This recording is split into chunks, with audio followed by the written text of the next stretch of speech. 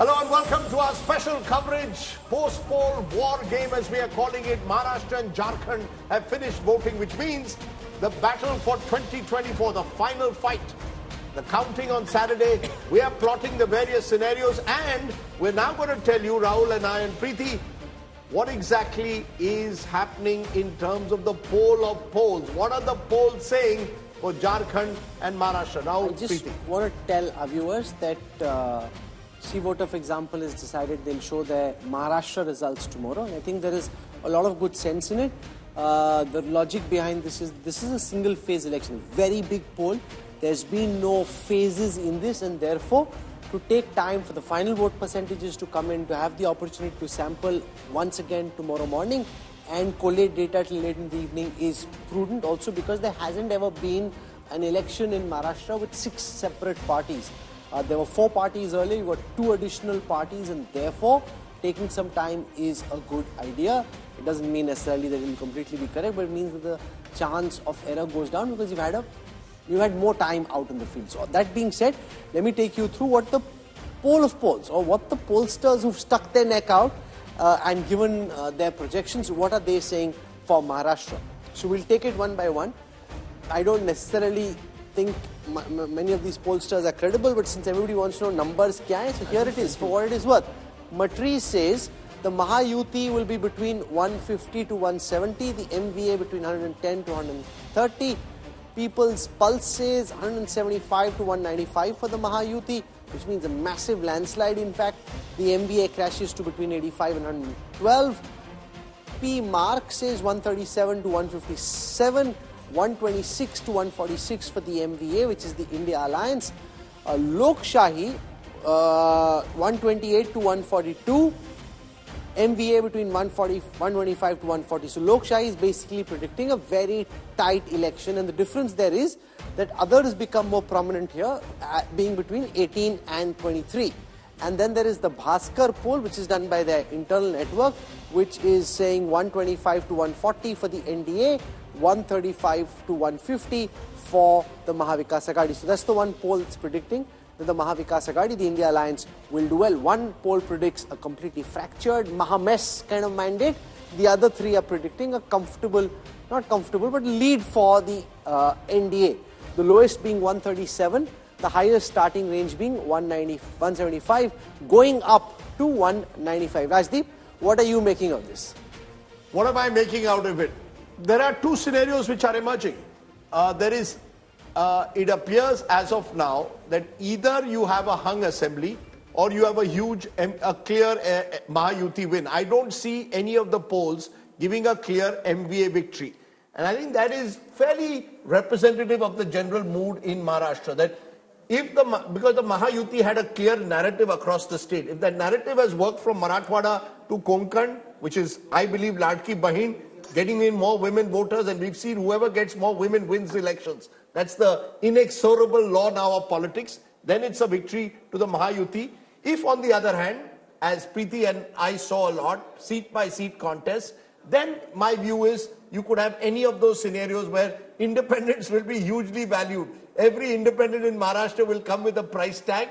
Many of them are rebels. So you have 2 scenarios emerging in Maharashtra. Either a clear Mahayuti victory or a possibility of the 2 main parties somewhere between 125 and 140 and independents holding sway. Which one are you leaning towards? Which of the 2 scenarios are you leaning towards? Preeti, I have a book out at the moment and I don't want to further destroy my credibility at a time like this by further destroy your credibility. You're saying your credibility is destroyed. Of course, I got Haryana wrong. I'm very happy to say I went and told on a Preeti show, I was asked, what do you think the BJP should do in Haryana? And I said, pray. I actually thought that, they were really out of that race. Prayers also works, sir. Then in Lok Sabha, I said BJP around NDA 280 to 300. They got 240, so chalo. That at least I can justify somewhere. Maharashtra, my gut has always been that the Mahayuti has a slight edge. That's been my gut. The Mahayuti has a slight edge. Is the edge big enough for them to get 160, or do they stop at 140? Or 135, and at 130, 135, it means the other side also comes into play. So I would say greater chance, greater probability of the Mahayuti being able to form a government, but do not rule out a scenario of a hung assembly also in Maharashtra because the seat-by-seat contests are there. And the three biggest regions of Maharashtra, Rahul, Marathwada, Vidarbha and Western Maharashtra are where the Mahavikas Aghadi did well in the Lok Sabha. They just need to hold on to even 80% of that to be in the race. They need to hold on to that. But Rajdeep, if you do look and at Preeti said she went across Vidarbha and Marathwada and didn't see a single pro-BJP voice. You didn't find, Preeti, a single pro-BJP voice in Maharashtra? No, I didn't. No. Hey, Marathwada. don't misquote me. Marathwada and misquote me. No, okay, I'll tell you, okay. Rajdeep is saying you didn't find a single pro-BJP voice in Marathwada and Vidarbha. Let me tell you. So I went extensively through Vidarbha and through Marathwada.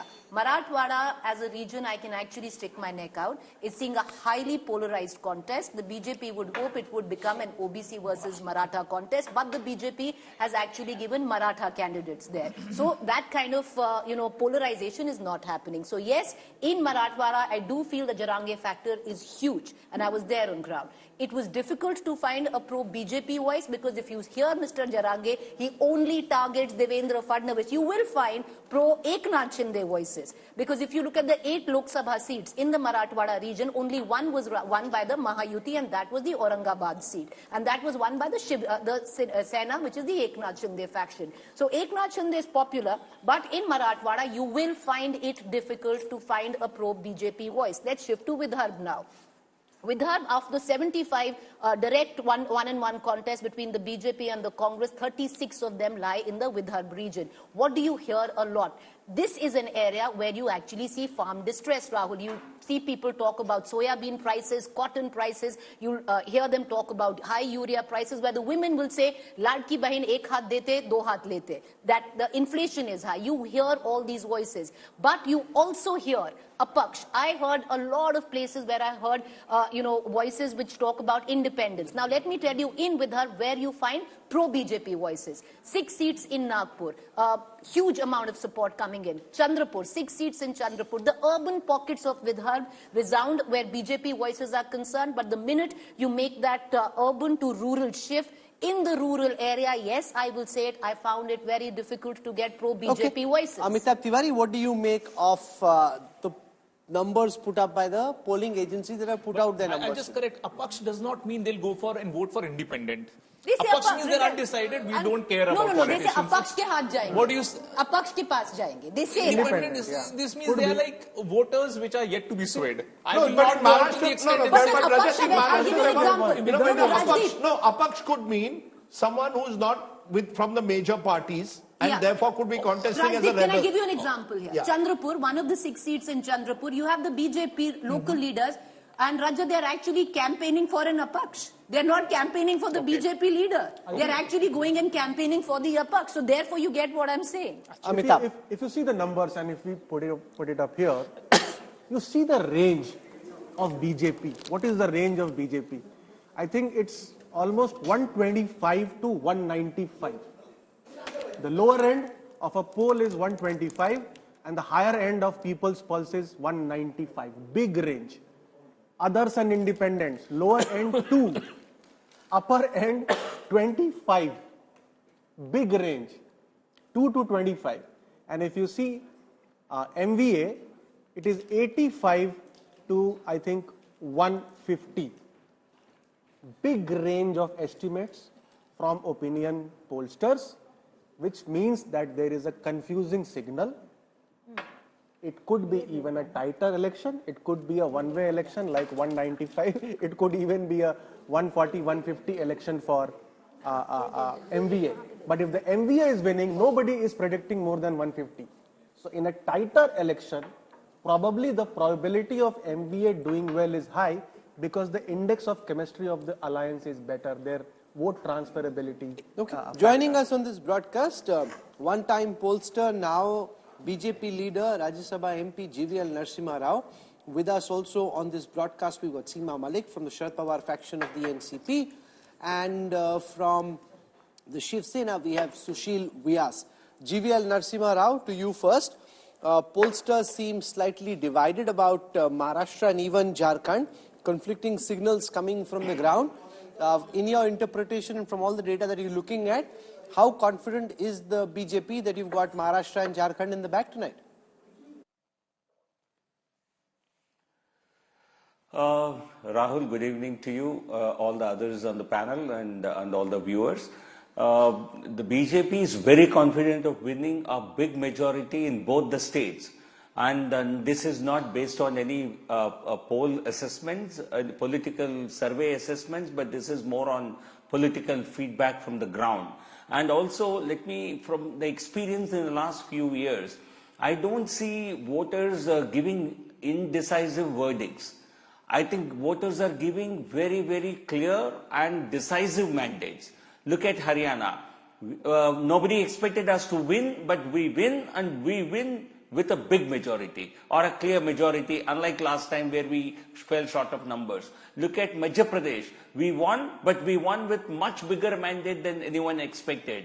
We won Chhattisgarh much bigger than expected numbers. So therefore, there is a clear mood. The electorate mood is to swing in one direction in a big way. And to me, the main reason for that is the development and welfare agenda, which is certainly playing a big role in bringing leveling effect among voters across demographic divides and also across geographic divides. Therefore, you are seeing a homogenizing effect. Therefore, I don't expect our win in Maharashtra to be a very narrow win. By conventional wisdom, it has to be a narrow victory because it's a very fractured kind of a state or fractured state which every region throws up different mandates. But going by the current trend of the electorate and going by the development and welfare experience with the Mahayuti government, we certainly expect a much bigger mandate. Like Rajdeep mentioned, women factor is really pushing the victories towards a much bigger mandates or landslides than narrow victories in the past. And that factor will certainly work for us in Maharashtra. That's interesting. Seema Malik, spokesperson NCPSP, you heard GVL Narsimha Rao saying the woman factor. And we've seen in poll after poll, whether it's DMK leaders, AIDMK, Jayalalitha, Nitish Kumar, Mamta Banerjee, all those who attract the woman vote tend to win elections. Is that a vote that you may have lost out to because you all didn't respond to Ladki Bahini till too late? You eventually came up with the Mahalakshmi scheme, but that scheme wasn't registering, promising 3,000 rupees. The first mover advantage was with Eknath Shinde. He said, I'm giving 1,500 and delivered 7,500 by Diwali. Good evening, everyone. See, you're talking like as we have lost or something. So I want to say in one line only that I really reject these exit polls and wait for 23rd. I think MBA will make the government. And I'm telling this very confidently. You may laugh at this time, but wait for 2-3 days and you see what's going to happen. But And Seema Malik, I'm very confident about our work. And but we Seema know Malik, that, with what is being spoken of, that the Mahayuti at least had a narrative, which was the Ladki Bahini Yojana, but where the MVA was concerned, you were hoping that the voters will again vote you on the same issue that they already voted for in Lok Sabha 2024. There was nothing new. Price of the cotton and the soybean. They are going to vote for, the agrarian crisis. They will vote for the issue for unemployment. Do you see the inflation this time? They are really, I think everybody is feeling that, and Maharashtra is no exception. They are suffering for this inflation and unemployment and the kind of the law and order situation in Maharashtra. You see, the way the Buddhists are shown, the Baba Siddiqui was killed, and they will vote for the crime of this woman. But I think Maharashtra is second in all the states in that. They will vote for the truth is that the narrative, politics often is about the narrative. In 2024 Lok Sabha, you all push Samvidhan Khatre mein hai. By the time Vidhan Sabha comes, Ladki Bahini takes over. Sushil Vyas, spokesperson Shiv Sena, you tell us what is the best case scenario and the worst case scenario, because many of the exit polls, let's get this clear, are also suggesting a potential hung assembly. Not all of them. This is not a one-sided that everybody is predicting a big victory for Mahayuti. There are exit polls now which are saying it could be 130, 140. What is that? Will you accept that it could be closer, or are you all so confident already with exit polls that you've already won the election? Rajdeep ji, looking at the kind of response we got during our campaign period from people of Maharashtra and the feedback from our rank and file, we are not going to win less than 170 seats on the present election. That we will see on 23rd evening. Because what we have done for the people of Maharashtra, you are also referring one of that popular scheme, Ladki Bahini scheme. Definitely that has worked, and that has the kind of response we were getting during campaign period gives us a confidence that we are going to win this election, not less than 170 seats. You're saying not less than 170 seats. Let's go across the table. Is Maharashtra, based on these polls, give you a sense it's a done deal? Or could Saturday, this has been a year of surprises. Could the final surprise come in both these states, Maharashtra and Jharkhand, but particularly Maharashtra because it is a complex state. No party has got a majority on its own for 40 years there. What is to say that, the people of Maharashtra say, okay, we are taking money with one hand, but we are also saying Mehungai on the other. See, when you anticipate what's the exam result going to be, you look at your preparation. That's the best sort of an estimate, especially when you are, all the exit polls are going wrong. No, but that's not necessarily true. Look at the preparation of the India Alliance during the Lok Sabha election. The results were much better than the preparation. So that's not always the case. Well, you might, the India Alliance might say something else, that they've been working very hard. Apparently, they've been doing Bharat Jodo Yatra and they've been actually walking around the country. So their narrative could have been very different on that. In my assessment, look at Shiv Sena, for example. Uddhav Thackeray, when he had an advantage after the Lok Sabha election, he just didn't anything. He did not do, he just remained with his narrative of Gaddar. How long will you call somebody Gaddar when this other person who's saying that I'm a common man, I'm not a chief minister, and I'm going to deliver all the promises that I'm making to every single household? This is the problem, that you cannot get the votes two times. The entire Aghadi was actually expecting that repeat punishment of, the Yuti is going to happen. In my opinion, just hoping that things will fall the way it has fallen in Lok Sabha is just, you're not utilizing the head start that you had. This is an important theory. Can you encash the sympathy check twice over?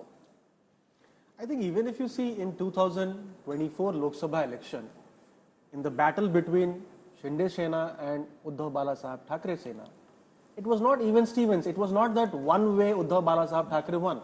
That happened only in the case of Sharad Pawar versus Ajit Pawar battle, and that too because Ajit Pawar was not given significant number of seats to contest. So what does the voter of NCP do on those seats? Because there is only one NCP contesting. So there was a lot of transfer of votes from NCP Ajit Pawar to NCP Sharad Pawar in the absence of a candidate at Lok Sabha level. That's a very important point. Secondly, I think there are many competing themes which are playing. Cash income support versus fiscal discipline. Urban versus rural divide. Maratha versus... No, fiscal discipline OBC. You say as if any voter cares for. No, I mean urban voters do care. Urban voters do care. There is a sense that we are giving it all for free. There is a feeling. How much percentage is a different matter. Urban versus rural. Maratha versus OBC. Mahar versus Matang, as Rajdeep ji said. Dhangar versus ST. So there are many competing themes which are playing. That's why it's very, very difficult. Yeah. I would not put bet on any... Sheila, a point which has been made, you cannot encash sympathy twice. Imagine Rajiv Gandhi, 1984, his mother was tragically assassinated, got a huge majority. 5 years later, defeated by VP Singh in an election, and the Congress since then has never got a majority of its own in the Lok Sabha. Can you encash sympathy twice? No, I don't think assembly election, the way it is being fought, the sympathy factor is at all in the... It's not at all there. I don't think so. And let us, everything is reference to context in politics. I think very first thing all of us should remember is that out of all the parties, BJP stakes are highest in this election. If they lose this Maharashtra, and if... Just imagine, if MBA's any chief minister comes and if MBA forms a government again, imagine the next day what happens in Delhi. I think BJP will have to review everything, their Hindutva issue, their campaigning style, Narendra Modi's now big plans, because if they will win, I see that I will be this is my 46th year of journalism, I will be the busiest for 1 year. Why will you be busy if they win? Because, see, on one side Trump has won, India will get a lot of technology now, a lot of other things are going to happen. Everything and you're saying Team Modi will get the momentum, otherwise they lose the momentum. At a national level, India can implement a lot of ambitious plan, and also most important is Chandrababu Naidu Nitish factor, because as soon as BJP and Modi wins Maharashtra, immediately this alliance will get stability. And I don't know why, but all Delhi journalists don't talk enough about stability of center. Modi has gifted 10 years of stability, political stability in Delhi. Another 4 years will be political stability as soon as Maharashtra is won. So Maharashtra becomes important in a way for the future. For political stability, for Modi's new plan, right. What are his new plans according to you? According to me, technology first. Lot of things. Also, the contentious legislation that he has to pass, yes, like one nation, one election, all political board. But and also, can I come back? Just last thing, UP election.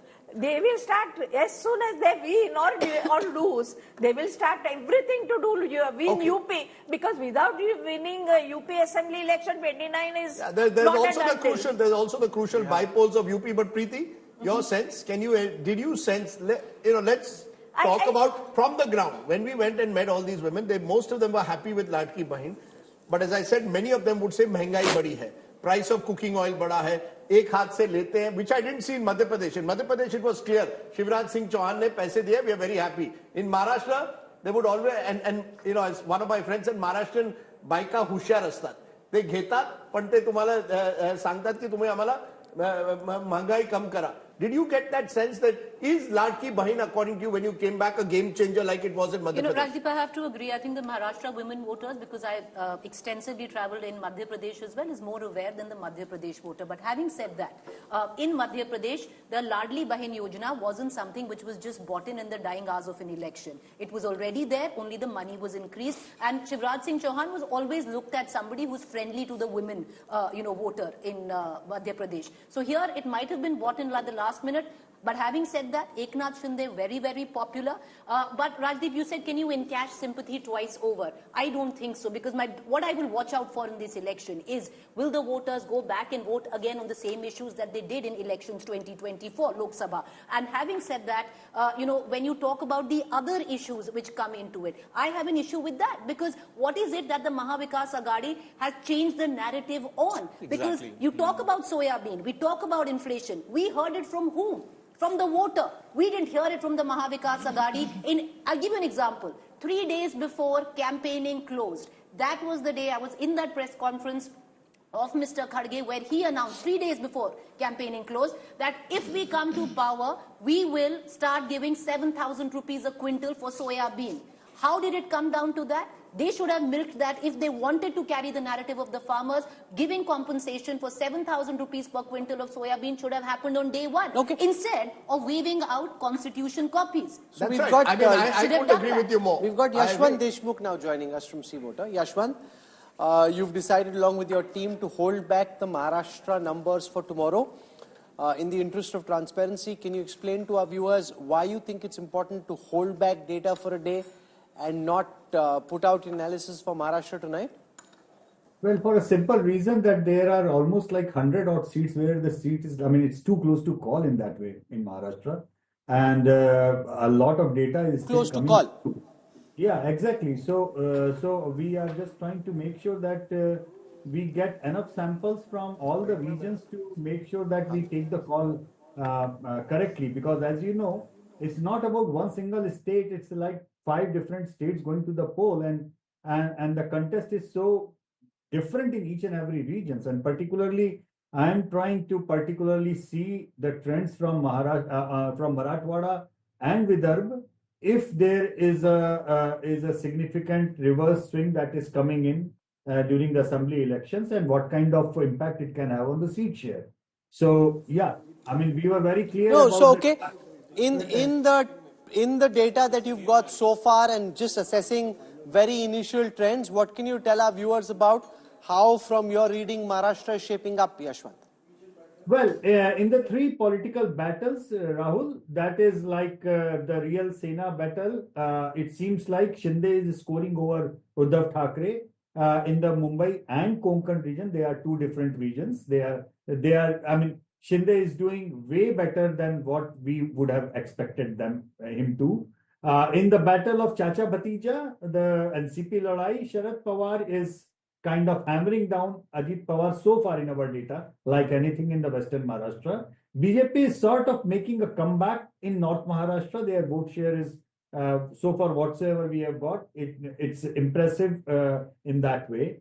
The cause of concern for the BJP would be Marathwada. So far in our data, we are not looking at a huge comeback of sort from when compared to the Lok Sabha election, but encouraging signs for the BJP in Vidarbha. It's not one-way traffic. They have made a significant comeback of sort in contest.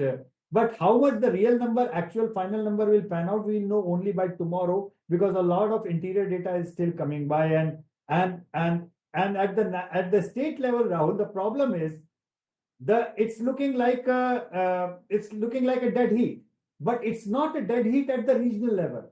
It's like lead in Western Maharashtra is negating the lead in Mumbai Konkan, and lead in North Maharashtra is negating the lead in Marathwada, and so forth and so forth. So when you look at the state vote share, it's looking like a statistical tie at this point of time, which is not the truth at the regional level. But who knows so that? In Mumbai, just to pick on, are you saying even in Mumbai your data is showing Eknath Shinde ahead of Uddhav Thackeray? There are two battles. There's Konkan and Thane, where presumably Eknath Shinde is well ahead.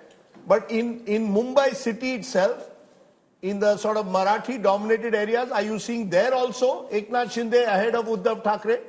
It's a very keen contest over there, Rajdeep. And as you know, the low turnout in the Mumbai metropolitan area doesn't make your life better. The higher turnout fights actually give you more sample, because you end up interviewing every 5th or 10th person on the booth. So lower turnout actually ends up also giving a lesser number of samples. So that's the problem with the metropolitan area, or particularly a South Mumbai problem. But yes, even if it is a close fight, in the girl of Shiv Sena, Uddhav Thackeray, I would say that Shinde has delivered more than what he had promised, And more so, Rajdeep, when we are looking into the data of the issues and impact of those issues, the one thing which clearly stands out is that between the Lok Sabha and the current political narrative perspective, the only thing which has changed so far is the Ladki Bahini scheme. Without that, there is no other political narrative of sort which has changed, a big one. Yes, we understand the RSS getting back into the BJP fold and the ground management, blah, blah, blah, blah, blah. That is all said and done. Yes, we understand that. But as far as political narrative is concerned, the only scheme which has brought BJP and Shinde Sena and the NDA back into the contest is the Ladki Bahini scheme. Because we have seen how it worked well in Madhya Pradesh. So one thing is sure, they are back in contest. But at this point of time, whatever data we have received so far, we still cannot be sure whether it is a one way of contest this way or that way. So are you, okay, so you're playing in a way, I think Yashwant is also being very cautious, and rightly so, Rahul, because the numbers in Maharashtra will be such, if it is seat by seat. He made an interesting point about the one thing I did notice. Ladki Bahin works more effectively in urban pockets than in rural areas. In an urban pocket, I'm living in a slum, that 1,500 rupees makes a huge difference to my life, because as it is, cost of living is not, easy in a city like Mumbai or Pune. On the other hand, in rural area, the woman is often part of the family. She often decides based on her husband's condition, Mala bhav nahi mila, which means I'm not getting my price for soya bean. Interestingly, a number of farmers complain they're not getting agricultural laborers. Because the women who are agricultural laborers, the cane cutters from Beed, for example, who go all the way to Sangli to cut cane every year, they're saying, why should we go? We're getting 1,500. We're getting our 5 kgs rice. Why should I leave my kid to spend 4 months of the year in Beed? The rural women, by and large though, the farming family women are not impressed by Ladki Bahin. They say, yes, it's typical rural India. They see through politicians. Urban India, typically, whether it's South Mumbai or whether it is a chawl in Dharavi, may not see through it in the same way, because life for them is about daily subsistence. But Rajdeep, think it from a different perspective.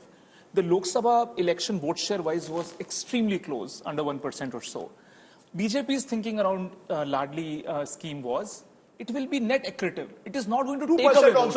It will not take away votes at least. All right, all other narratives can go against the BJP or the UT.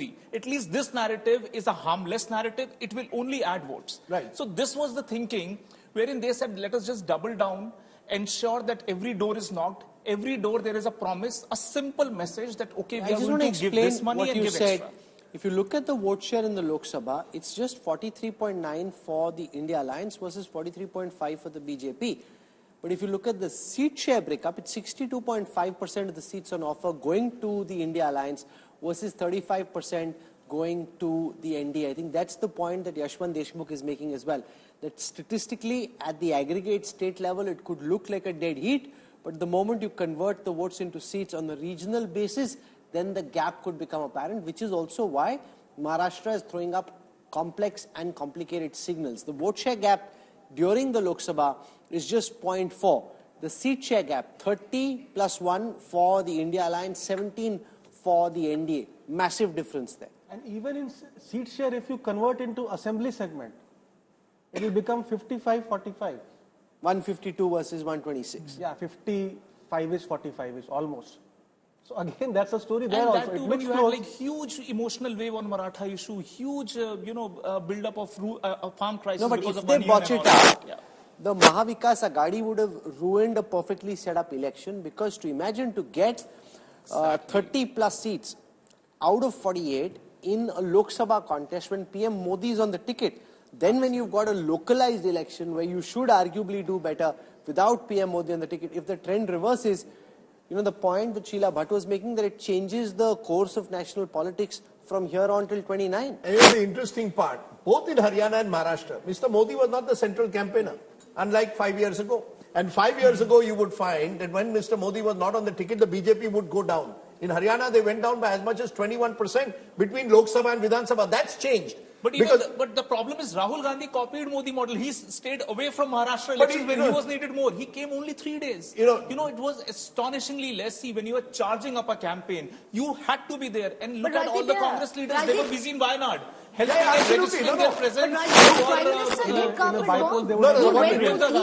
to key areas overnight political rallies. I got a sense that there was a recognition by the BJP. Let's not focus too much on Prime Minister Modi and Shah, because it gives the other side one of the narratives that they were trying to play. Gujarat is taking over Maharashtra. You could see that very, very carefully. They used the Prime Minister carefully. They did not bombard Maharashtra with the Prime Minister in the way they did 5 or 10 years ago. This was not a Modi election in Maharashtra. This was a local election. Absolutely. Fought on local leaders. They got in Eknath Shinde, Devendra Fadnavis, Nitin Gadkari addressed 72 rallies. My limited point is this was... Now, Rajat made an excellent point about Rahul Gandhi. And this is the Congress's problem. The Congress's problem quite simply is you have a Wayanad by-election. And you put a lot of your resources into ensuring that you'll win that big. You'll probably win it even without having to put Rahul Gandhi there right in the front. How much did Rahul Gandhi campaign this time in some of the same areas that the Bharat Jodo Yatra went through, which they all won during the Lok Sabha election? The Marathwada Vidarbha region was where the Bharat Jodo Yatra went. Are you telling me if Rahul Gandhi had come to Maharashtra more, the Congress's lot would have been better? Rahul Gandhi should have come. No, there are two things. It's not just about going there. It's what is the issue you raise. You can't go again. It's again just like sympathy wave can't be encashed twice. Samvidhan khatre mein hai also can't be encashed twice. Absolutely. You've got to go and talk to people about soybean prices. Exactly. You've got to go and talk to people about cooking oil. You've got to go and talk, what is your narrative? If you're saying Eknath Shinde's government has failed, you tell me what you're going to do. I think if the Congress had run a more concert, and all of this, of course, let me put all the caveats because this will be replayed, depends on the numbers. And this is why we're only judging the preparation. We are only judging the preparation. We are not talking about the results. Results can go anywhere. Rahul, I've said this on your show also several times. In terms of preparation, BJP well ahead. Also, let me be honest, one small element, resources. We do not, let us please be clear. I traveled on a road journey from Nashik to Mumbai. Every hoarding, every 20 kilometers was of Ladki Bahini and Eknath Shinde. There was no space, and I asked one BJP leader of Maharashtra, how did that happen? That every hoarding I see... It is because they bought those hoardings 3 months ago, and the only other leader whose hoardings were there was Raj Thackeray. Rajiv, let me give you an analogy. And what is Raj Thackeray doing? They want him to take 1 or 2% vote away from the Shiv Sena UBT, which they think will help them in close contest. Now that's preparation plus resources. Rajdeep, let me give you an analogy on resources. Rajdeep had a chopper, Rahul, to cover the entire election, while the likes of us had a motorcycle or a bike, e-bike to cover the election. Resources do not necessarily That is what So Rajdeep is the new Modi of Resources media. do not necessarily win elections. What happened in Are there Lok an Sabha? advantage? Are there an advantage What or a happened disadvantage? it is a neutralized. People don't see. You're telling me resources make no difference if What I happened in Lok publicize Sabha? Ladki What Bahini? happened in Lok Sabha? They had all the UP, resources yeah, and they were defeated. BJP lost 63 seats. Because despite Janta all thi the na. reasons. हाँ, तो Okay, यहाँ भी जनता हो Yashwant सकती है, Deshmukh, when you're looking at the data tonight, what would you be tracking most closely? What, according to you, are the 2 or 3 X factors which will determine how you go out and project for Maharashtra tomorrow? Yashwant. Well, apart from the schemes and the local issues that are important, but there is one more X factor of this election, which I want to bring to your attention to.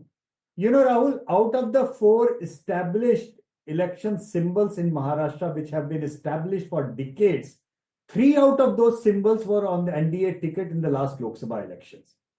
Out of the 3 symbols of Mahavikas Aghadi in Lok Sabha election, 2 were new symbols, virtually unknown to every voter in Maharashtra. Still, they managed the results that they could manage was very, very impressive.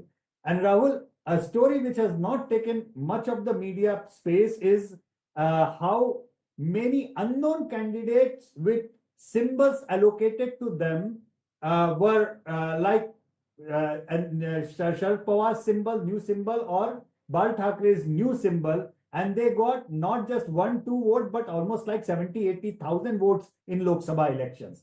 Now, 70,000-80,000 in Lok Sabha may not be looking big to you, but 5,000-10,000, 10,000 in assembly election makes all the difference, particularly in this kind of close fight.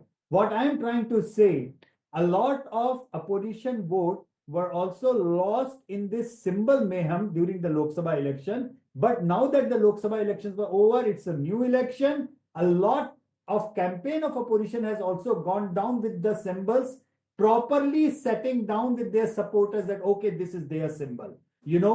I think this is an important factor to think on. This is an important factor because I am aware of big number of candidates which have been propped up by the NDA having the same name and the similar kind of symbols against the Mahavikas Aghadi.